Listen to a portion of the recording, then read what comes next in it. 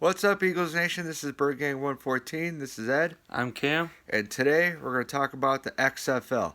You know us, we're diehard Eagle fans, but you also know from seeing some of our other videos, we're also wrestling fans. So what better than to talk about the XFL? Thank God for Vince McMahon. Or this being week one, we're going to talk about some of the games and maybe some point spreads and talk about maybe some Eagles also that are on some of the rosters. So the first big game of the weekend is going to be the DC Defenders going against Seattle Dragons. And being from the Northeast, you know, Washington, D.C., or New York, it's kind of hard for us to pick a team which one's going to be good. But if you look at the rosters, there's plenty of ex-Eagle players that are on the teams. You know, I believe Pumphrey Is on DC. D.C., so that's a strike against them.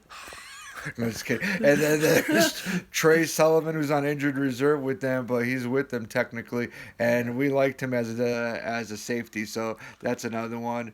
And who's the D tackle? Elijah Qualls. Yeah. I don't know his last name 100%, but He was on the Eagles a couple years ago. He made it to the final cuts, right? No, he did. He did Yeah. a pretty good job. I liked him too. He's more of a run stopper, so I like it. Yeah. So I mean, we're kind of going towards that team. Cameron's committed to that team. Yeah. I'm kind of wavering between them and the Guardians because if I want to go see maybe one game this year, it's closer. So, but plus I think quarterbacks drive any league, and they got, not that he's good, but they got an NFL quarterback, Matt McGloin, which I think was with the Raiders. Yeah. So he played with the Eagles a little bit. And I like Louis Perez. Yep. He was with the Eagles before he got cut. So I'm kind of torn. But let's talk about DC Seattle game first. So I guess DC is favored heavily in this. They're given 7 points. So I just because my heart. I haven't seen them play any of these teams yet, so it's hard to really say. But I know with the talent that DC has, that there's a good chance they're going to win that game. With Seattle, I don't think they really have any really big names on the team. Yeah. So I think that's why the point spread is that way. And Seattle traveling, that's not from, to DC, that's not going to help as well, with the jet lag and stuff. So I'm going with DC. I'm going to say also DC's going to win, and I think it's going to be way past 7 points, too. I think DC has a really good team, so. Okay. Yeah. I mean, it's hard to argue until we watch the first week.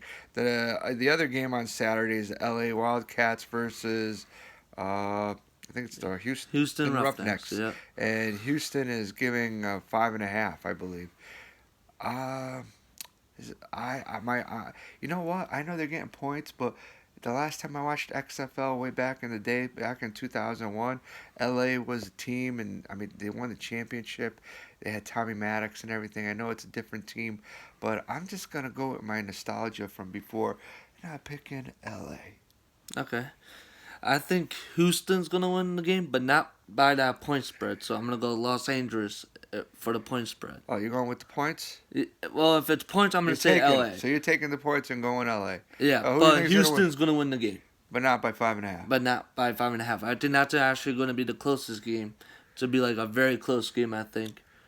So. All right. Well, then on Sunday we got Tampa Bay Vipers and the New York Guardians. The Tampa Bay Vipers, everyone's saying that they're like the team to beat in the East, and they're actually one of the top 2 teams in the league, which time will tell. And they're playing New York. New York, I mean, up in the air. Like I said, they got the quarterback, and from what I understand is they got a really good, fast defense. So the point spread here is Tampa's given 2.5. I'm taking the New York Guardians just because I want them to win so that I can follow them too, and fuck Tampa Bay. All right, how's that? I got Tampa Bay winning more than 3 points, and I got Tampa, so it makes sense.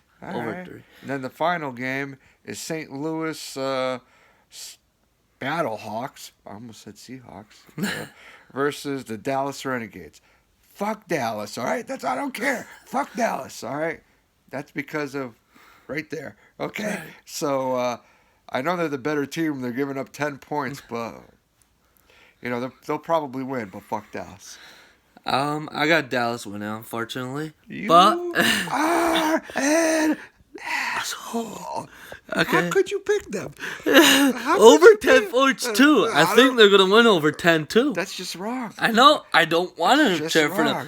but I don't think St. Louis is that good either. They got a good coach, and I guess they got a good running game. Yep, the running backs they have. Dallas has Dunbar and it's like Chris Arthur Payne or something like that. I'm not 100%, but that's a really good power back and a speed back. So I think Dallas is gonna be running the ball no problem, and I think they're gonna score way past this team, and St. Louis is not gonna catch up. Well, let's hope it's competitive football. It'll be fun to watch football after the Super Bowl to keep us going to the Eagles. So it'd be nice. Hey, they're not competing with the NFL. It's Yeah. just, maybe some of these guys can develop and become NFL players too. Get another chance. Something they haven't had in the NFL or wasted a chance. You never know. So I'm gonna give it a shot, and I hope it's good football. I mean, they say they got enough money to last for the next 3 years at least. So let's see it succeed. You got ESPN where you can watch it. You got Fox, FS1. So I mean, there's money behind it. Yeah. So let's hope it's good football and have some fun.